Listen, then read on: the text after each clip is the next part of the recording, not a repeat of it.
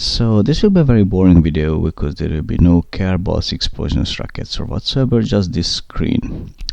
I created this page to understand why my Eve lander wasn't able to get from sea level up to orbit, and it turned out that there were some significant changes for engine characteristics, and this is what I will demonstrate with this. So let's go through our engine candidates. I pre-selected these. First one is Torridor Aerospike.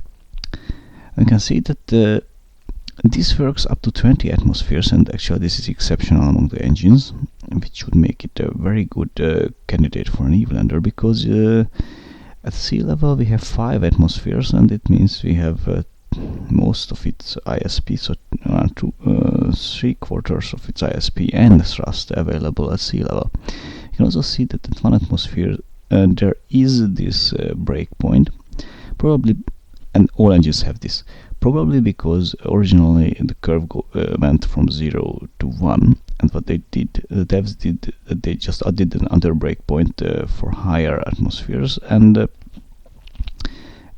most of the engines are worse than this, and this is an exceptional one. So let's go through the others very fast. Reliant. I use this Reliant in the video, of the test of the Eve lander, and this is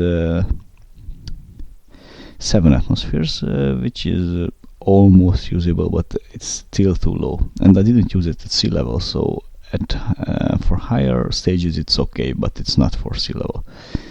Mainsail. I use the mainsail for the first stages, and it seems that it's kind of usable, because with 9 atmospheres, at 5 atmospheres, which is the sea level, it has almost half of its ISP and thrust available to us.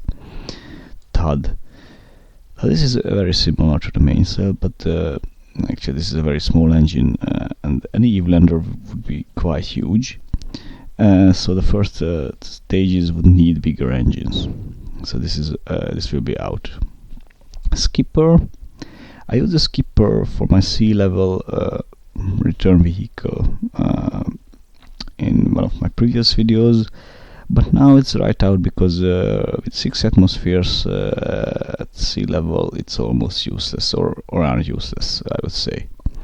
There's the kickback space shuttle style SRB. It goes up to 7, so it's very similar to the Reliant, but it's very low ISP to start with, and you have to move this to Eve if you want to use it, so it's not really recommended. Surprisingly enough, there is the Rapier engine, at least the rocket part of it is going up to 9 atmospheres also, so this red is Rapier. But it's a quite small engine thrust wise, and it's relatively heavy because it also contains a jet, which is not useful for an Eve vehicle, so this is not really a good choice. And the 2 remaining are a huge twin bore, which also goes up to 9, and it has a relatively high thrust, so it would be a good choice. However, this is not really flexible, because I think it doesn't have an attach point at the bottom, and it has the fuel built in, and it doesn't let you have flexible enough design.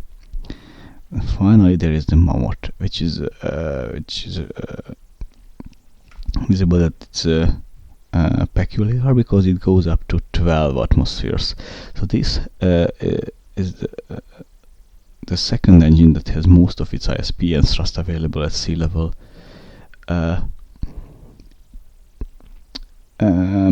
the problem with this is that it also doesn't have an attachment point at the bottom, so you need at least 2 of this, but with 2 you will have too much thrust, and you cannot really stage the engines, because if you look at it, thrust vs pressure, we see that it's very huge. The Mammoth is huge, and this means you have to keep the engines up all the time until you reach the middle stages, which are around atmospheric usage, so I mean 1 atmosphere, and you just stage the tanks. But this way it's it's hard to design this way because you have to carry this engine around all the time, and which is an extra mass, and you have to be careful with the thrust because you have a very high thrust.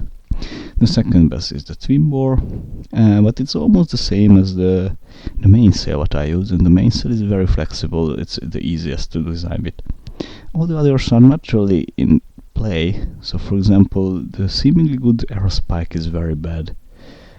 So these are very small engine, too small to actually usable.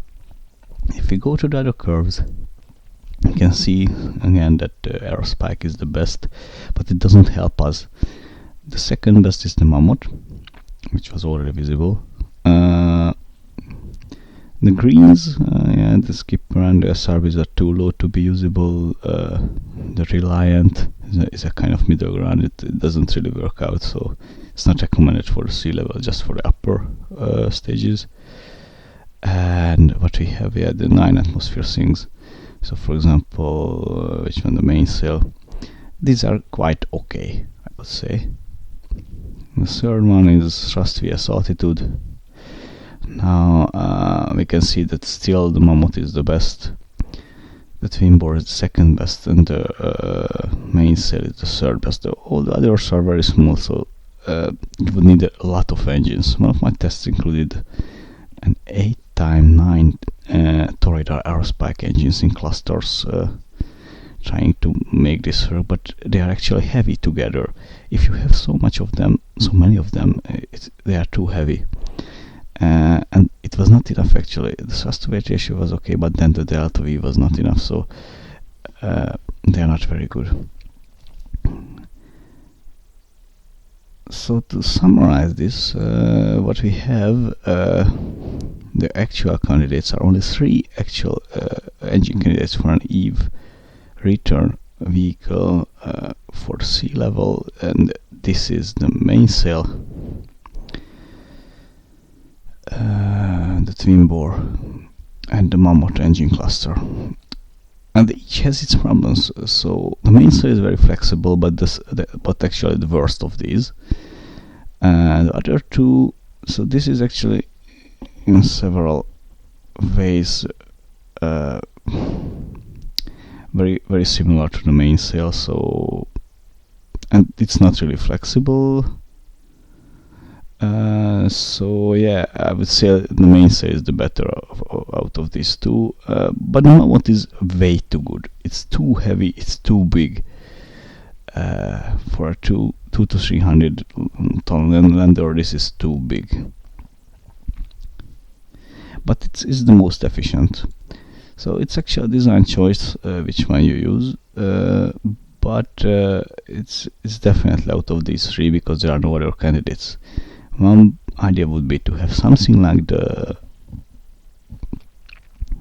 aerospike, but just somewhat bigger, one size bigger. That would be an ideal engine, but that we don't have now. So out of this, it's visible that these two, yeah, are very similar, and the engine cluster is way better, maybe too good.